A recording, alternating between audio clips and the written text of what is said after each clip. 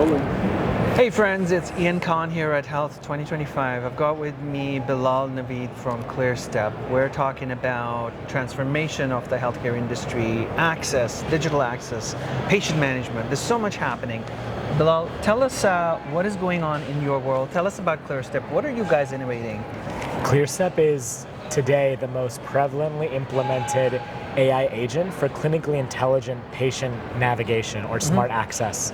And then on the back end are optimizing the use of provider capacity, particularly on the ambulatory side. This has been published in Nature Digital Medicine, the prevalence of our usage. And so we are an end-to-end platform that provides clinically intelligent access in every channel of access for a health system, whether that's digitally, on the websites, in the patient portals, in the call centers, and then also at the sites of care itself. So we're working with wonderful partners across the nation and happy to share more specifically what we're doing. So for our viewers who are not from the healthcare industry, they're more on the technology side, explain to me how does everything work? So I'm a patient, right? Sure. So your system is installed, let's say, in a hospital system. Yeah. I walk in, I'm like, hey guys, I have an emergency. You know, Right. I broke my leg or something. Yeah. They take my details. Sir, give me your driver's license maybe, right? Sure.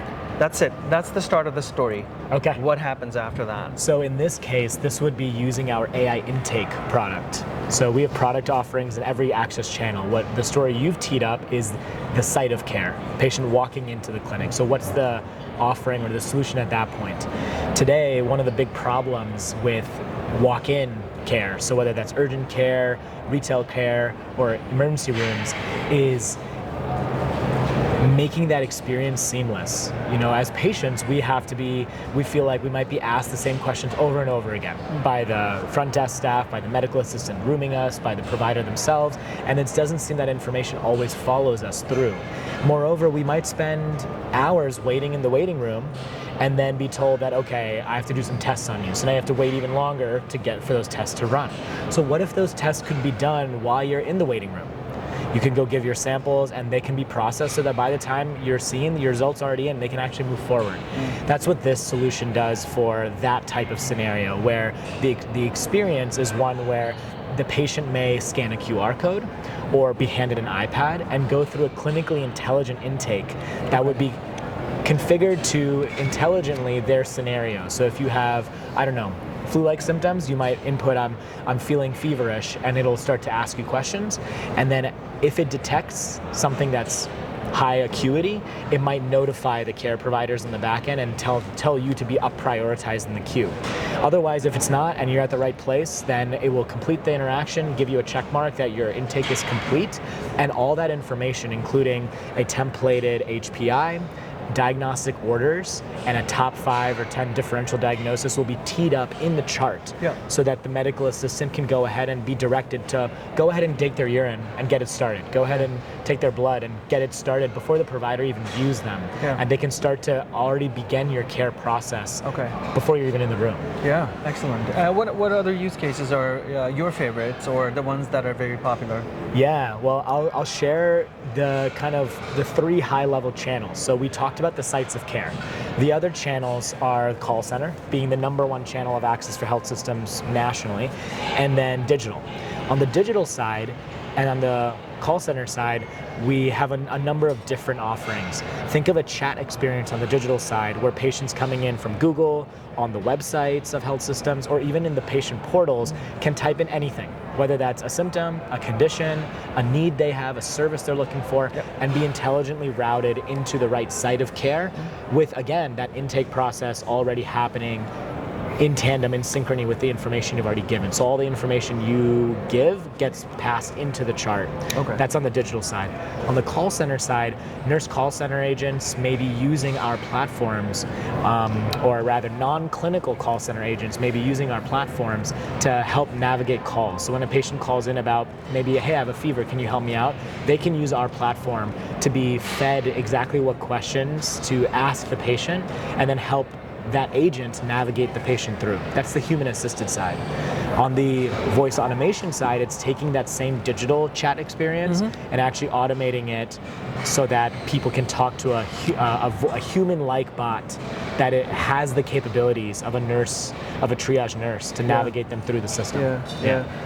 What do you see the future of technology really being over the next 3 to 5 years? I know it's a broad question, but within what you're doing, what is the next step? What is the next leap that your technology will potentially take? For sure. Is a seamless experience no matter what channel of access you're coming in from or where you might go. So for example, if a patient starts on the websites, interacts with the chat, and then needs to go to urgent care, that urgent care should get all the info.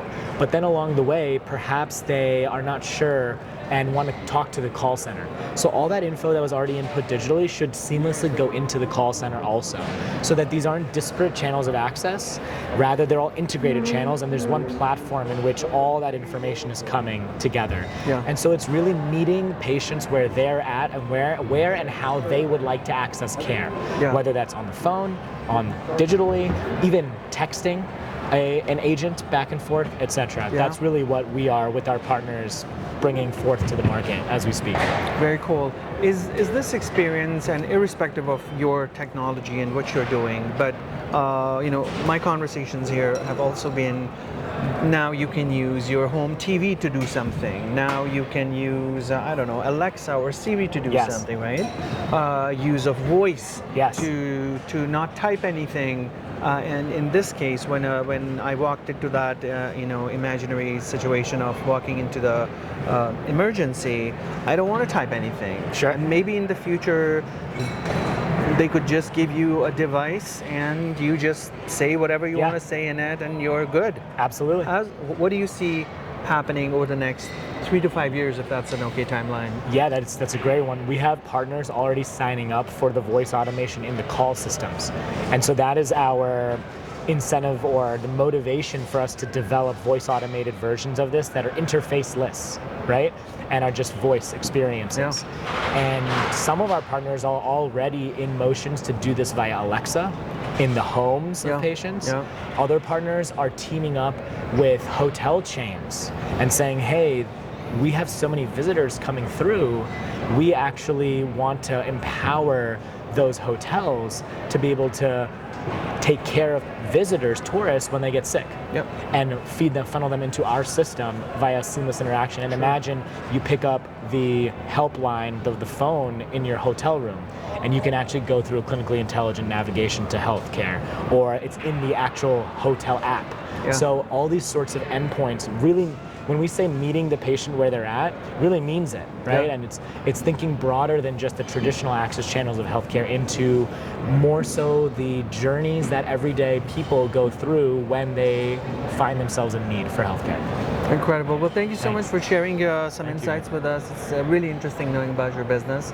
We wish you all the best, and thanks for doing all you do. Thanks for the great questions, Ian. It's been a pleasure. It's my pleasure as well. Thank you. Thank you.